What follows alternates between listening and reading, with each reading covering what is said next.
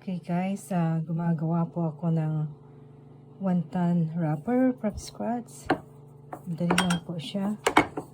Bali ang gagamitin. Hindi ko na pa ipakita dahil kung masyadong mahaba at mahirapan pang mag-capture o mag-video po noon. So, bali ang gagamitin po lang natin ay flour, salt, and water.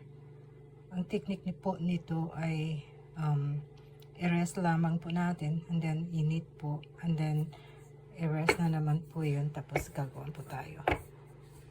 Alam po nila. So this is DIY na ating wrapper. Tapos po ito yung filling ko. Nilagyan ko. Ito beef po yan.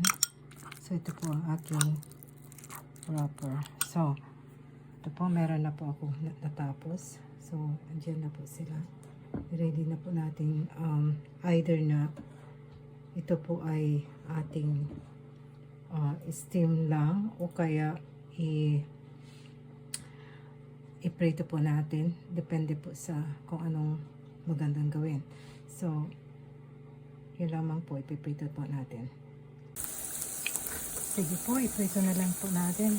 Kasi last time, ang ginawa ko po ay steam ko.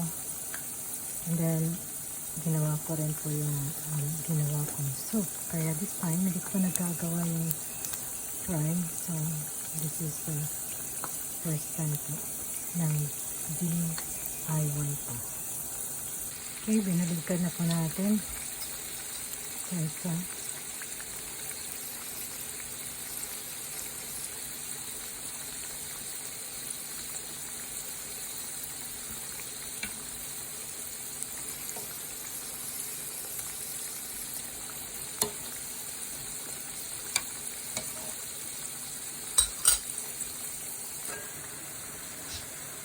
Luto po ako ng gulay. Isang gulay, partner po ng ating bucket noodles po. Hindi po natin siya ihalo together kasi po hindi po maganda na paghaluin po yung bucket.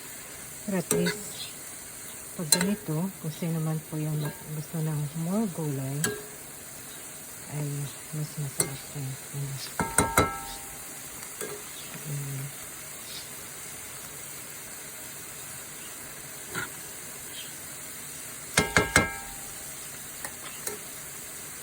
Malapit na po siya maluto. Kunting na lang sahog. Okay na. Pwede na siya.